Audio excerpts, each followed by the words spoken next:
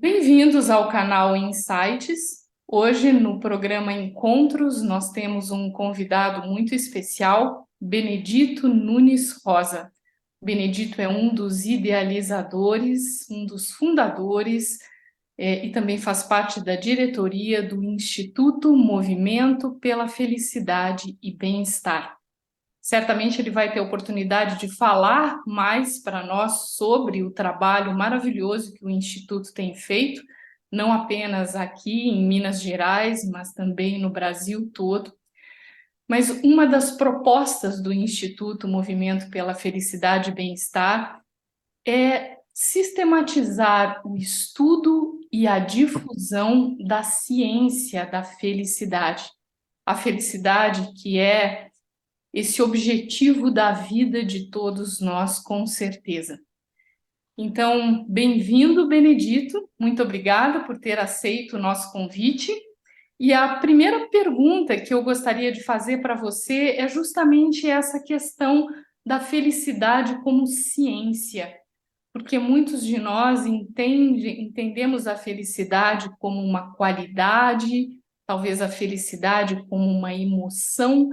De que forma você entende a felicidade como uma ciência?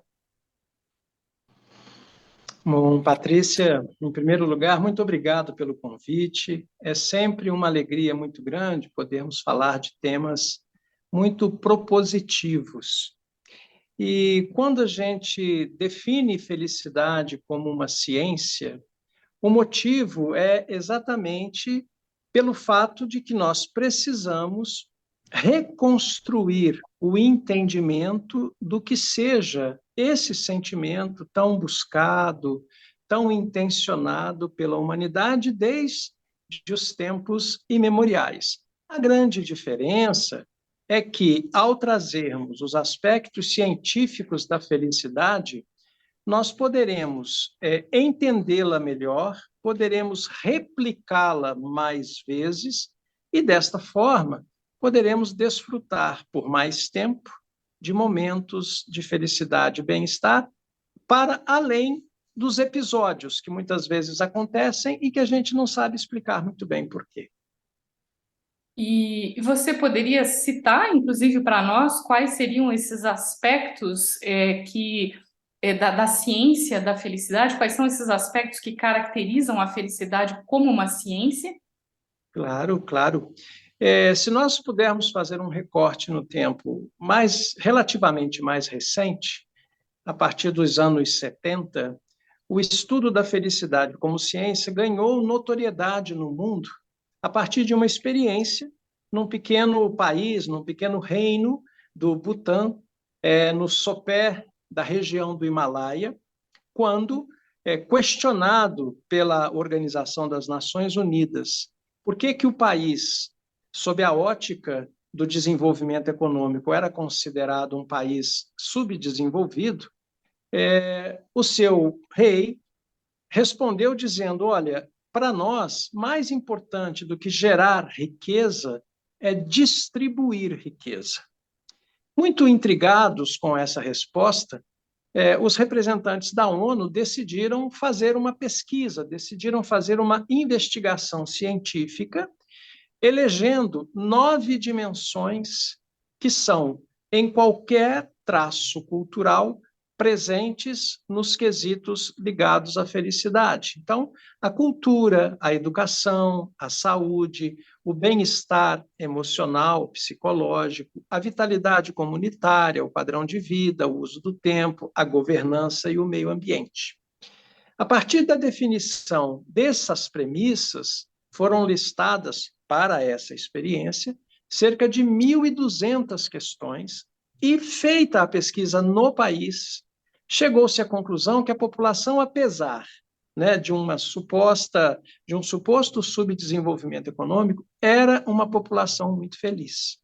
Isso intrigou muito as pessoas e, a partir daí, esse modelo começou a ser replicado em vários países, em várias cidades e em muitas organizações. E, obviamente, começou a despertar Temas acessórios. Aí você traz o conceito da psicologia positiva, que vai explicar de onde que nós tiramos a capacidade de nos tornarmos tão resilientes diante das dificuldades da vida.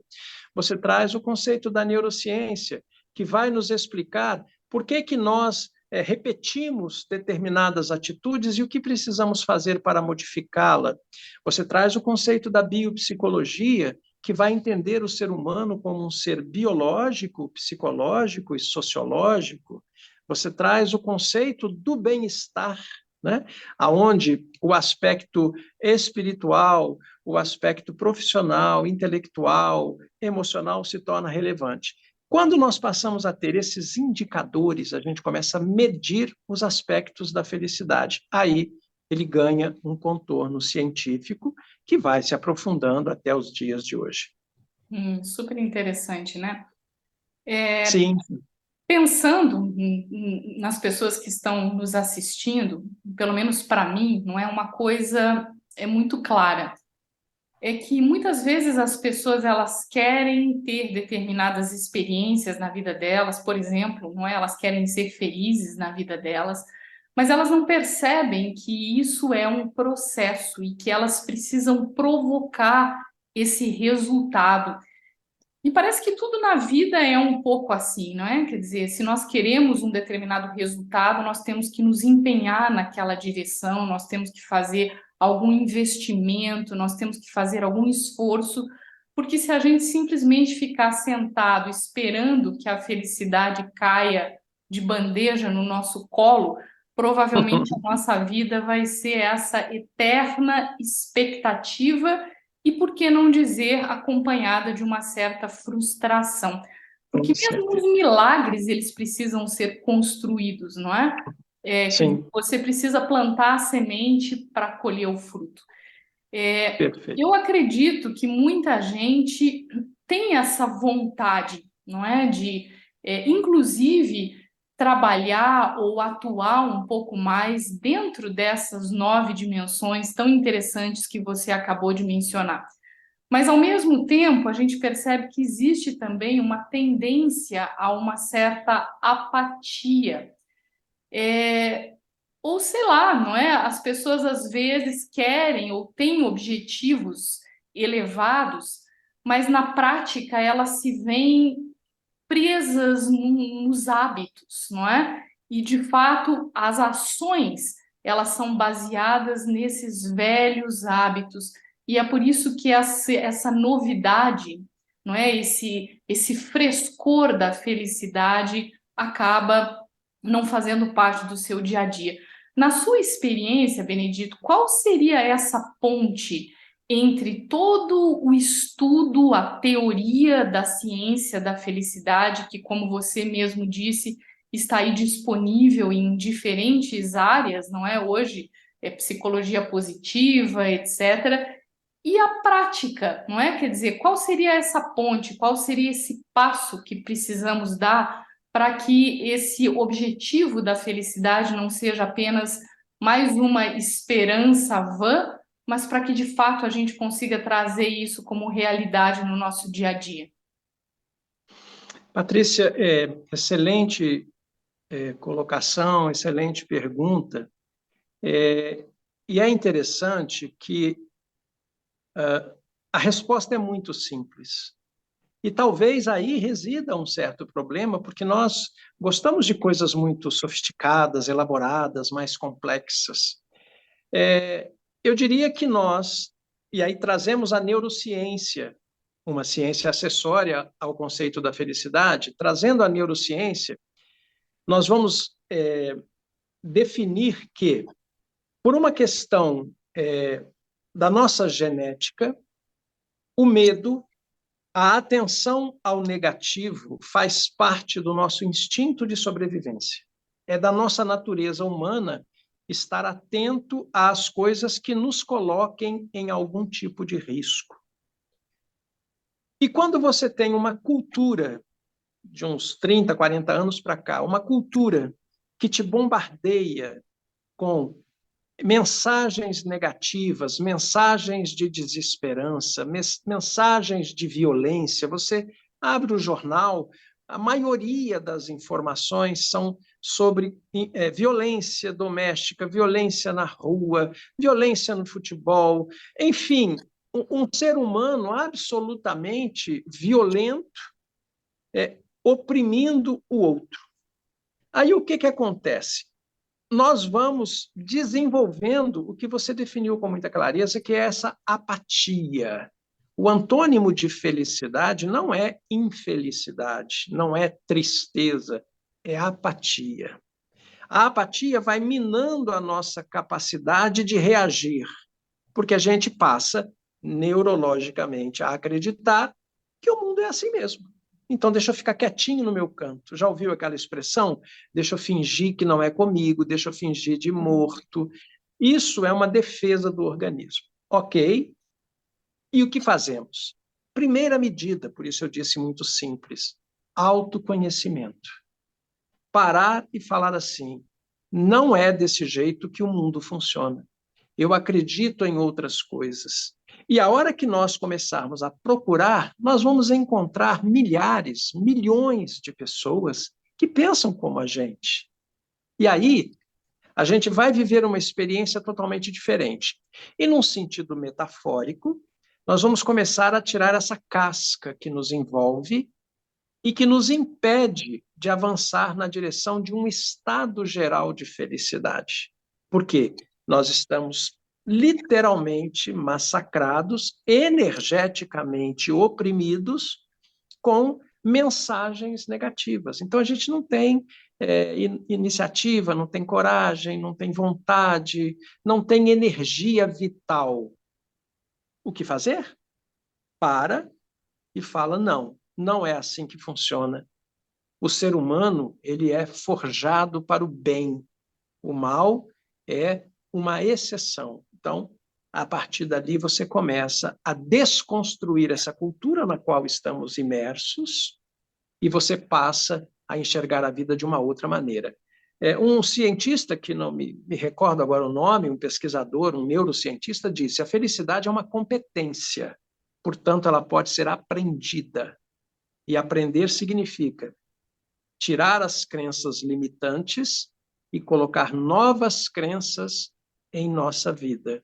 E a partir dali, você começa a desenvolver uma outra forma de enxergar o que é de fato viver. Aí você começa a descobrir momentos de felicidade, lembrando também que a felicidade não é um destino, ela não é um lugar onde você vai chegar. Às vezes a gente fica esperando chegar o dia de ser feliz. Não. Ser feliz é todo dia, nas pequenas coisas, nos pequenos detalhes, né? Assim, experimentando experiências muito simples e degustando essas experiências que vai nos fortalecer para que a gente possa perceber a felicidade de uma outra maneira. Muito interessante isso que você acabou de falar, não é? Porque realmente tem pessoas que imaginam a felicidade como um destino ou, não é, a felicidade embutida em alguma coisa física, né? O dia que eu tiver esse bem, o dia que eu comprar um apartamento, o dia que eu tiver um carro novo, o dia que eu tiver aposentado, não é? O dia que eu tiver, enfim, a felicidade parece que ela está sempre agregada a alguma coisa externa. E como um destino, como você falou, e na realidade, pela sua fala, o que a gente percebe é que existem determinadas qualidades ou habilidades humanas que podem ser desenvolvidas e que, se estiverem lá presentes no nosso dia a dia, no fim elas vão se traduzir como felicidade, não é? Às vezes as pessoas elas também imaginam ou idealizam um outro mundo, inclusive, né, Benedito? O dia que eu não tiver dívida, o dia que eu não tiver nenhuma conta para pagar, o dia que não tiver corrupção, o dia que não tiver guerra. Mas a gente sabe, não é? A gente tem testemunhado a tendência, não é, do mundo. Não me parece ir para uma direção, enfim, cor-de-rosa, não é? Pelo contrário, eu acho que cada vez nós, como seres humanos, nós temos que estar mais capacitados, não é, para lidar com essas com esses desafios, com essas demandas do dia a dia, e ainda assim conseguirmos manter o nosso estado interno de contentamento, de bem-estar, não é? Me parece que a humanidade tem adoecido, não é, Benedito? Em Sim, função, enfim, dessa falta de autorreconhecimento. Você falou de autoconhecimento, mas eu até chamaria de um autorreconhecimento, porque me parece que em algum momento a gente já deu certo, não é? Quer dizer, sim, eu acho que é um pouco essa também a mensagem da psicologia positiva, focar naquilo que funciona ao invés de simplesmente estudar o problema. isso. Se você pegar as pesquisas, nós vamos ter uma proporção de 10 pesquisas sobre efeitos, causas e consequências da depressão, e em torno de 4 a 5 pesquisas sobre benefícios de uma vida saudável. Então, a própria linha de pesquisa, a própria linha de pensamento da sociedade atual foca na doença, foca no problema e não na solução. Isso é fruto, é resultado desse mindset, dessa construção mental a qual vamos sendo submetidos, muitas vezes sem perceber, né? Aquela coisa não é de um dia, de dois, nós estamos falando de 20, 30, 40 anos ali sendo bombardeado por essas informações. E aí você passa a ter um jeito, né, de enxergar a vida comprometido por esse repertório que você coloca no seu coração. Por isso, reformular-se. Por isso, um novo homem, digamos assim, deve nascer para que você possa enxergar a vida de uma maneira completamente diferente. A gente passa pela vida e quando vê, fala, nossa, mas já passou tanta coisa. A gente tem atualmente nessa brincadeira do sextou. Aliás, né, hoje é sexta-feira, sextou. Por que sextou? Por que eu tenho que esperar, né, o pote de ouro lá no fim do arco-íris? Por que eu tenho que esperar uma semana inteira para ser feliz? Por que eu tenho que esperar o ano inteiro para sair de férias e ser feliz? Por que eu tenho que esperar 35, agora eu já nem sei mais quantos anos, para eu me aposentar? Pode não dar tempo de ser feliz. Então, seja feliz todos os dias. Seja feliz com as experiências mais simples da vida, que você vai ver, você vai descobrir como que a vida é muito boa para ser vivida, não merece ser desprezada na expectativa de que um dia tudo vai se resolver. Não é assim. Me parece que tem uma parte do trabalho, não é, que é individual, mas como você mesmo exemplificou no princípio da nossa conversa sobre essa experiência do botão, governos enfim, organizações também podem, de uma certa maneira, conspirar ou criar uma cultura ou uma estrutura na qual a felicidade seja valorizada, promovida. Eu sei que no Instituto Movimento pela Felicidade vocês têm um projeto muito interessante chamado Cidades Felizes. Como é que funciona exatamente isso? E esse projeto das cidades, ele pode também, por exemplo, ser replicado em organizações? Sim, sim. O conceito de cidades felizes é muito inspirado, né, na experiência do Butão, aonde você tem quase um mantra que diz que a felicidade é um bem público e que, portanto, ela não pode ficar restrita apenas à iniciativa privada. Ela tem que se tornar uma política pública. E aí, o que que você faz para que isso aconteça? Você faz um trabalho de reenergização, um trabalho de releitura de vida com os servidores públicos, porque são pessoas muito sofridas também, né?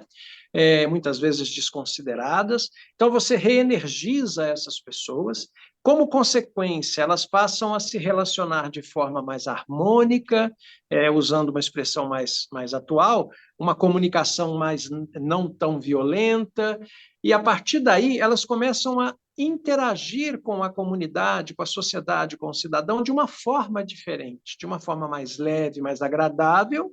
E você, quando faz uma leitura na cidade, perguntando ao cidadão: você percebeu uma mudança no atendimento do nosso servidor? E ele diz: nossa, percebi sim. Então você chama atenção para ele e ele pergunta: mas o que aconteceu? Aí você fala: não, aconteceu isso, isso, isso, isso. Ele fala: nossa, que coisa interessante, eu vou praticar isso na minha casa.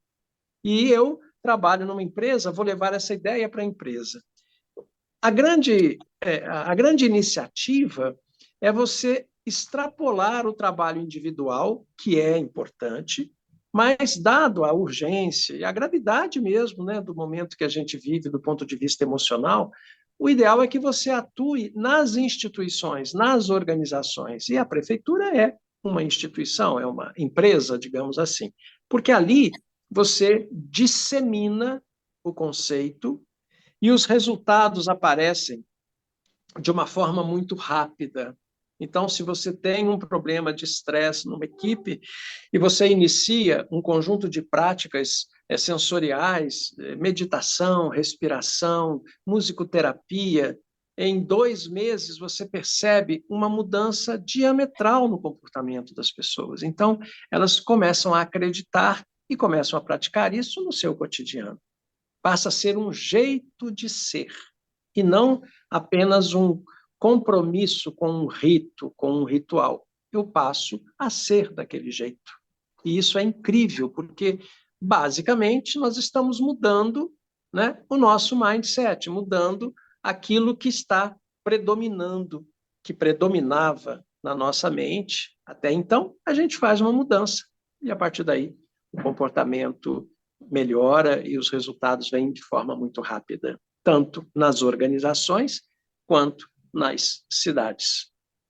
E é interessante, não é? Porque esses resultados, eles não são apenas resultados subjetivos, não é? Quer Não, dizer, à medida que você tem pessoas mais felizes dentro de uma organização, automaticamente você tem pessoas mais engajadas dentro da organização, você tem pessoas mais criativas dentro da organização, e na ponta da linha, isso se reflete em resultados econômicos, inclusive, melhores, sem não é? dúvida. Quer dizer, Sem dúvida. investir nesses programas acaba sendo, de fato, um investimento que traz lucro, que dá lucro, não traz apenas o bem-estar. Quer Com dizer, é certeza. um mindset, como você disse, completamente diferente, não é daquilo que a gente estava acostumado a pensar. Hoje em dia, eu acho que muitas organizações, inclusive, investem nessa figura do Chief Happiness Officer, não é? Quer dizer, alguma pessoa dentro da organização para cuidar da felicidade. Isso é fantástico, não é? Quer Muito, dizer, muito, muito. a gente ter chegado nesse ponto. Recentemente, Patrícia, e de novo a ciência, né? Porque tudo que você mede, você gerencia.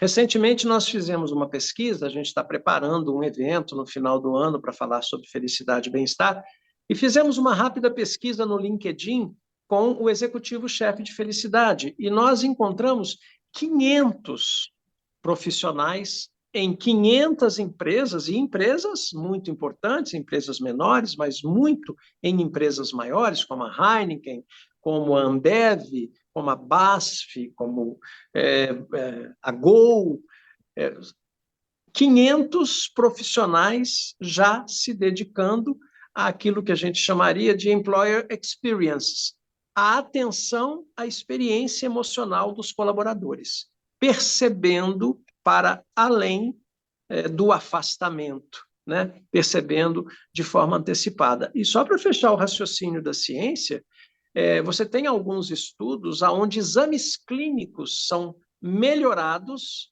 a partir de uma nova condição de bem-estar.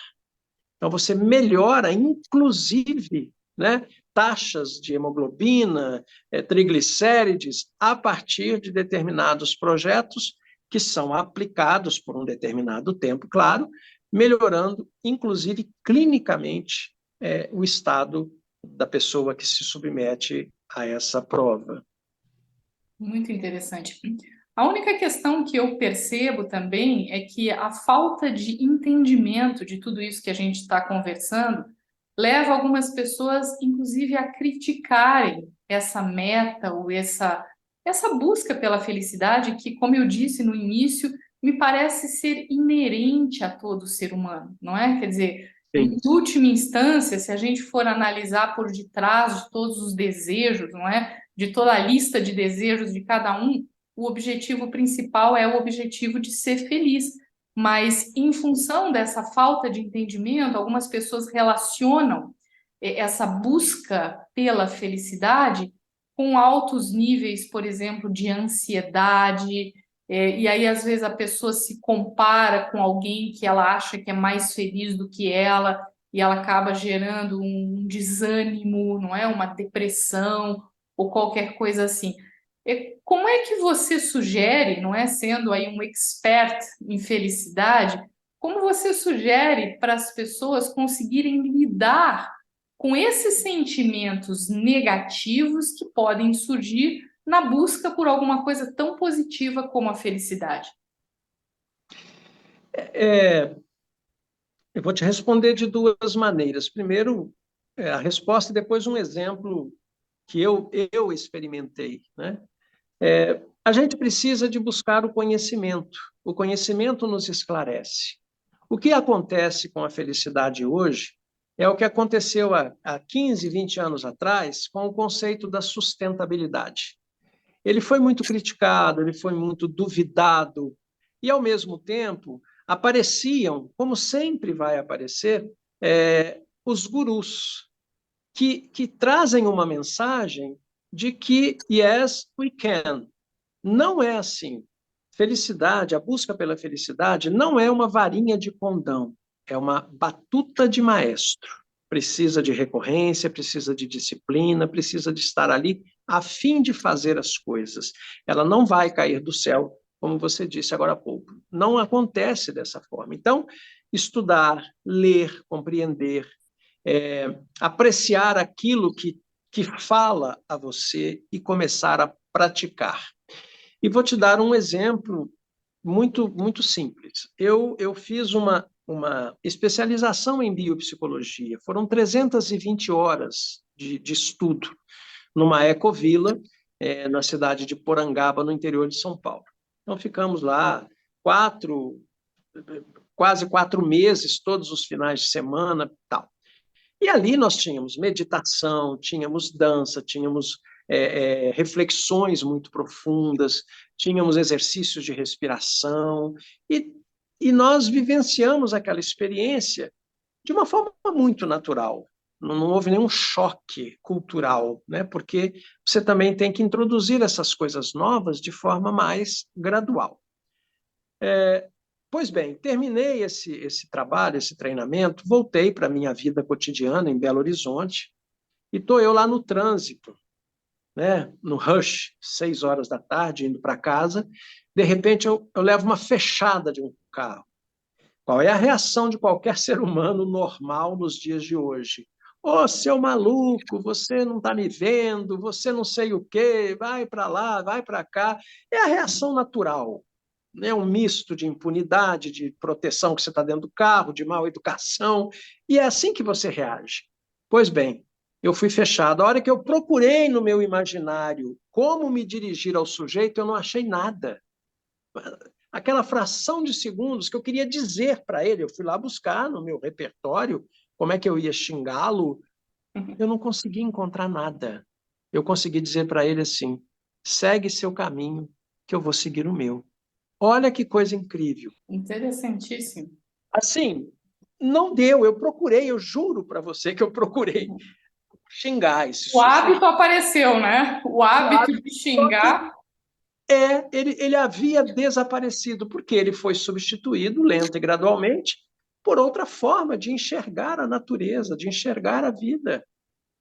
E não é nada assim, olha, então agora virou um anjo, virou um santo. Não, eu simplesmente consegui, pelo exercício, pela prática, pela recorrência, não foi yes we can, né?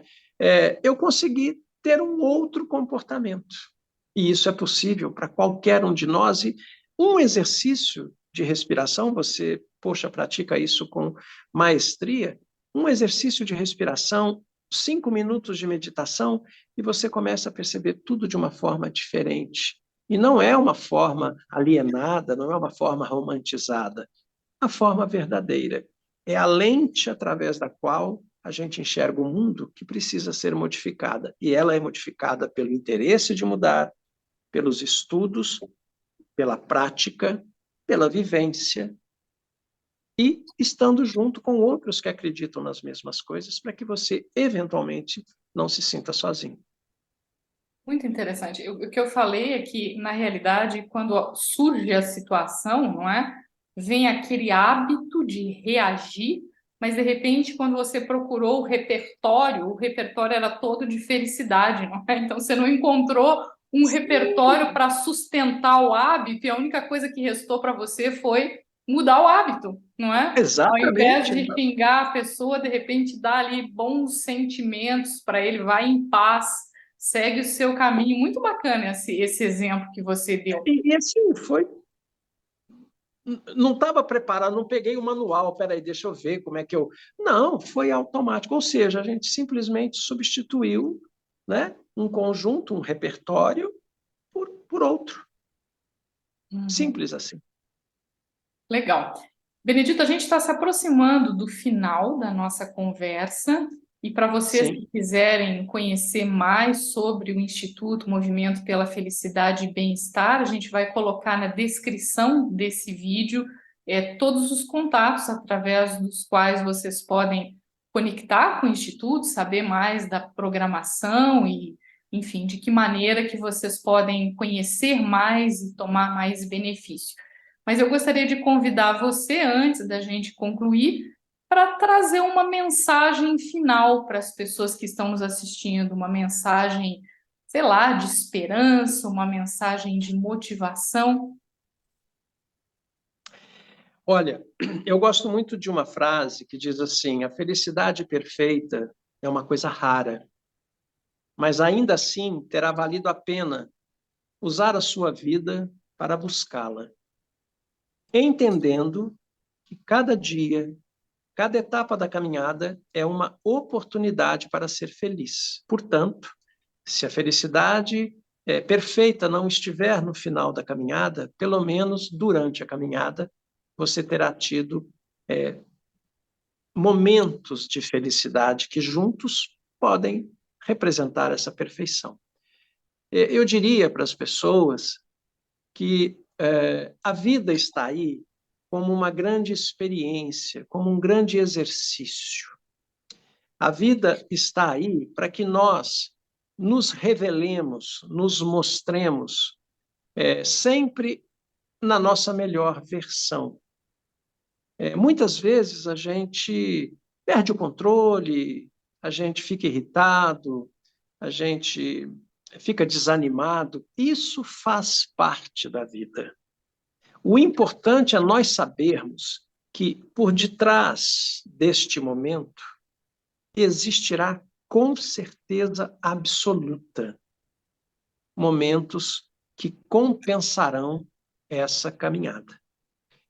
Quando a gente lê sobre os grandes alpinistas que escalam a K2, o Everest, Mont Blanc, a gente fica imaginando que é uma vida assim maravilhosa, só de fotos, só de glamour. Mas o que está descrito no cotidiano deles é muito treinamento, muito sofrimento, muita distância da família, muita distância da sua casa, uma vida sempre muito limitada, com muitas restrições, porque eles querem alcançar aquele objetivo. Quando eles chegam lá em cima e perguntados o que eles sentem, eles falam: se precisar, eu faço tudo de novo. Então, se nós queremos ser felizes, devemos estabelecer para nossas vidas propósitos, propósitos, vários propósitos. Termos uma razão para acordar pela manhã, e dizer assim: nossa, muito obrigado, porque eu acordei, eu tenho várias coisas para fazer que me tornam uma pessoa melhor. É isso que vai justificar toda a nossa experiência humana. Uma vida com sentido, uma vida que nos torne pessoas válidas. Oscar Wilde dizia que viver é uma arte. Portanto, ser feliz é tornar a sua vida uma obra de arte. E é muito simples fazer isso. Perfeito, muito inspirador. Essa ideia, não é, da aprendizagem contínua ao longo da vida, não é? E, e eu acho que cabe aqui um tanto de fé na benevolência da vida também, né, Benedito? Porque Com eu certeza. acho que a nossa visão, às vezes, é um pouco, enfim, limitada e acontece uma situação diferente daquilo que a gente imaginou, planejou, e a gente já começa a achar que é um obstáculo, que é um problema, e um tempo depois a gente percebe que aquilo foi a melhor coisa que podia ter nos acontecido, não é? Porque nos Isso, capacitou a dar um salto, a promover isso, uma mudança, a amadurecer, enfim, não é isso. desenvolver a nossa sensibilidade. Então, eu acho que essa fé na benevolência da vida é um outro ingrediente que também é fundamental nessa caminhada, nessa jornada. Perfeito. Entender a vida como pequenos ciclos de aprendizado, de preparação para experiências. Não vou dizer testes, mas experiências. Não tenhamos dúvida de que tudo que nós vivenciarmos, de alguma maneira, nós fomos preparados para aquilo.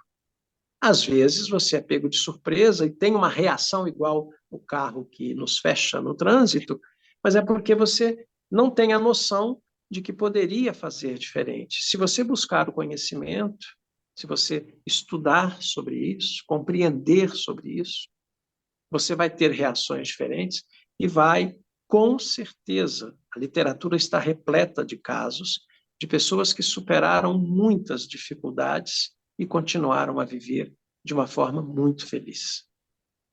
Verdade. Muito obrigada, Benedito Nunes, obrigada por toda a sua sabedoria, por toda a sua motivação, que com certeza inspira a todos nós. E muito obrigada a vocês que dedicaram esses minutos para estar conosco, para, enfim, assistir essa gravação. Vocês também podem entrar no canal do YouTube do Instituto Movimento pela Felicidade. Lá vocês vão encontrar vários outros vídeos, palestras, congressos.